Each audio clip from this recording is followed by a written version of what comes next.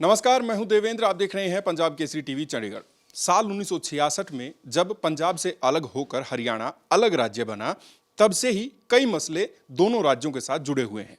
इनमें एक मसला है जिसमें अब तक हरियाणा पंजाब के टाइटल के साथ ही कानूनों को मानता आ रहा था, लेकिन अब की बार जो बजट सत्र आएगा उसमें एक बिल पास होगा जिससे अब कानून हरियाणवी हो जाएंगे, यानी कि कानूनों के जो टाइटल हैं उन पर हरियाणा शब्द आ जाएगा। इसी को लेकर ज्यादा बातचीत करते हैं। मेरे साथ हैं विधानसभा अध्यक्ष ज्ञानचंद गुप्ता जी।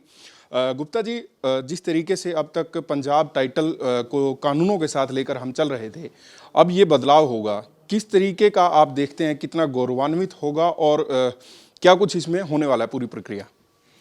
नहीं, देखिए, वर्ष 1966 के अंदर हरियाणा प्रदेश का गठन हुआ था। हरियाणा और पंजाब अलग अलग हुए थे। उस समय से लेकर आज तक जो तमाम रूल्स हैं वो पंजाब रूल्स के नाम से जाने जाते हैं और लगभग 50-52 वर्ष बीत जाने के पश्चात भी हरियाणा प्रदेश पंजाब रूल्स से गवर्न हो, ऐसा अटपटा सा लगता था। क्योंकि हरियाणा एक अलग से प्रदेश है। हरियाणा के अपने कानून होने चाहिए, हरियाणा के नाम से होने चाहिए। इस बात को लेकर के जब ये बात संज्ञान में आई तो मैंने आदरणीय मुख्यमंत्री जी से इस बारे में चर्चा की और उनकी सहमति के पश्चात एक समिति का गठन हुआ। उस कमेटी के अंदर 2-2.5 महीने लगे उसके ऊपर सारी चर्चा करने में। आदरणीय चीफ सेक्रेटरी महोदय की अध्यक्षता में उस कमेटी का गठन किया गया था। कल ही उस कमेटी की रिपोर्ट आई है। उस कमेटी की रिपोर्ट में उन्होंने ये रिकमेंड किया है कि लगभग 163 कानून ऐसे हैं जो आज भी पंजाब के नाम से जाने जाते हैं।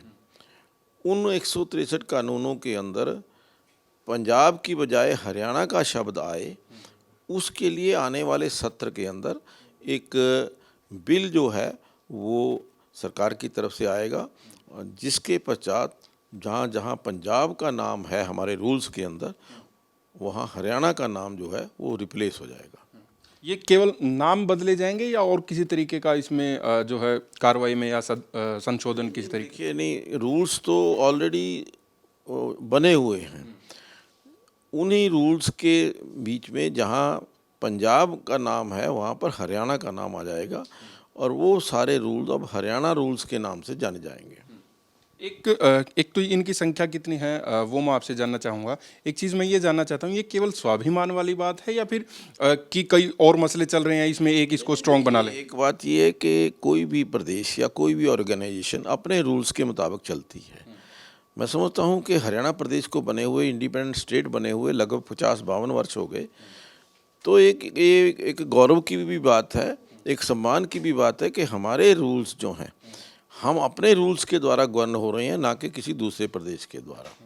इसी चीज़ को ध्यान में रख के हमने ये किया है और मैं समझता हूँ कि जब हरियाणा एक अपने रूल्स के द्वारा शासित होगा, हरियाणा अपने रूल्स के द्वारा गवर्न होगा, तो लोगों को एक गौरव का एहसास होगा। बजट सत्र को लेकर किस तरीके की तैयारियां हैं? क्या कुछ कोई कोविड को देखते हुए बदलाव और कितने सवाल अभी तक आ चुके हैं? किस तरीके की तैयारियां? देखिए, अभी तक जो आने वाला सत्र, जो बजट सत्र 5 मार्च से शुरू होने जा रहा है, उस सत्र की तैयारी को लेकर के कोविड के सभी नियमों का पालन करते हुए, जिस प्रकार से पहले भी पिछले सत्र के अंदर भी हमने सोशल डिस्टेंसिंग का ख्याल रखा था, कोविड के सारे नियमों का पालन किया था, उसको ध्यान में रखते हुए, क्योंकि अभी भी जो चंडीगढ़ प्रशासन है, क्योंकि विधानसभा चंडीगढ़ के एरिया के अंदर पड़ती है, उस चंडीगढ़ के अंदर जो भी रूल्स हैं या जो भी गाइडलाइंस हैं, उन गाइडलाइंस के मुताबिक ही हम अब की बार ये सेशन जो है उसको करेंगे। और जिस प्रकार से पिछली बार भी जो दर्शक दीर्घा है वो खाली थी, उसके अंदर अपने माननीय सदस्यों के बैठने का इंतज़ाम किया था, अब की बार भी हमें उसी प्रकार से करना होगा। और जो हमारे पत्रकार साथी हैं, मीडिया के हमारे साथी हैं, उनको हरियाणा निवास के अंदर उनके बैठने की और उनके प्रसारण प्रचार देखने की वहाँ व्यवस्था की जाएगी। एक सर, जब आप विधानसभा अध्यक्ष बने तो विधानसभा में अपने हिस्से को लेकर भी आपने काफ़ी ज़ोर शोर से मुद्दा उठाया, मुलाकातें आपने की, उसमें कितने आगे बढ़ पाए हम? देखिए, हमारा प्रयास है कि क्योंकि काफ़ी देर के बाद एक बार पहले प्रयास हुआ था, फिर बीच में किसी ने उस मांग को दोबारा नहीं रखा, लेकिन अब लगभग पिछले 1 साल से हम प्रयास कर रहे हैं कि जो हमारा 13% बचा हुआ हिस्सा है, स्थान है, जो आज भी पंजाब विधानसभा के पास है, वो हमें हमारा हक मिलना चाहिए। और उसके लिए हमने प्रयास किया है। यहाँ पंजाब के जो हमारे आदरणीय स्पीकर साहब हैं या पंजाब के आदरणीय राज्यपाल हैं जो चंडीगढ़ के प्रशासक हैं, मैंने उनसे भी मिले हैं और आदरणीय मुख्यमंत्री जी के नेतृत्व में, चौधरी भूपेंद्र सिंह हुड्डा जी के नेतृत्व में हम लोग सभी गवर्नर साहब से हमने भेंट की थी और उनसे प्रार्थना की थी कि जो हमारा हिस्सा है उसकी आप पैमाइश करा करके टेबल के ऊपर बैठ करके वो हमारा हिस्सा मिलना चाहिए। लेकिन अभी तक उसका कोई रिप्लाई जो है आज तक हमें नहीं मिला है और मुझे आशा है कि इसका हम कोई ना कोई हल जरूर निकलेगा। आगामी बजट सत्र को लेकर एक तो कितने सवाल आ चुके हैं और कब तक सवाल आएंगे, इसकी जानकारी? देखिए, जहाँ तक आगामी बजट का सवाल है, अभी तक 250 क्वेश्चन जो हैं वो आ चुके हैं, लेकिन क्योंकि अभी 1 हफ्ता और पड़ा है, अगले सप्ताह के अंदर भी और क्वेश्चन आ सकते हैं।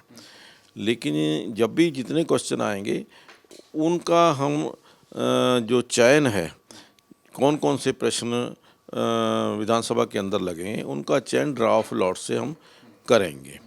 इसके अलावा 4 जो हमारे पास अभी तक कॉल अटेंशन मोशन आए हैं और 2 जो प्राइवेट मेंबर बिल आए हैं। एक सर, अविश्वास प्रस्ताव की बात लगातार नेता प्रतिपक्ष भूपेंद्र सिंह हुड्डा कहते रहे और उन्होंने कई बार राज्यपाल से वक्त मांगा विशेष सत्र बुलाने के लिए, वो नहीं। तो अभी किस तरीके से रहेगा बजट सत्र में अगर वो अविश्वास प्रस्ताव लाना चाहते हैं तो? नहीं, अगर वो अविश्वास प्रस्ताव लेकर के आएंगे और वो अगर नियमों के मुताबिक होगा तो निश्चित तौर पर उस पर विचार करेंगे। आगे के लिए उनका क्या करना है, किस प्रकार से उसके ऊपर एक्शन लेना है, कब उसको एक प्रोसीजर है कि अविश्वास प्रस्ताव के बारे में जो समय सीमा है उसके अंदर अगर उनका अविश्वास प्रस्ताव आता है तो सदन को जानकारी दी जाती है। यदि सदन के 18 सदस्य, कम से कम 18 सदस्य उसके समर्थन में खड़े होते हैं तो उसके ऊपर चर्चा होती है। वो चर्चा कब होगी, कितने समय की होगी, उसका स्पीकर तय करते हैं। लेकिन मैं समझता हूँ कि अभी इस प्रकार का कोई भी अविश्वास प्रस्ताव हमारे सम्मुख नहीं आया। धन्यवाद। तो विधानसभा अध्यक्ष ज्ञानचंद गुप्ता मेरे साथ थे। उन्होंने आगामी बजट सत्र को लेकर और इस बजट सत्र में कानून जो है उन पर हरियाणा का टाइटल आ जाएगा, तमाम चीज़ों पर बात की। मैं हूं देवेंद्र, कैमरा के पीछे मेरे सहयोगी अमनदीप सिंह। नमस्कार।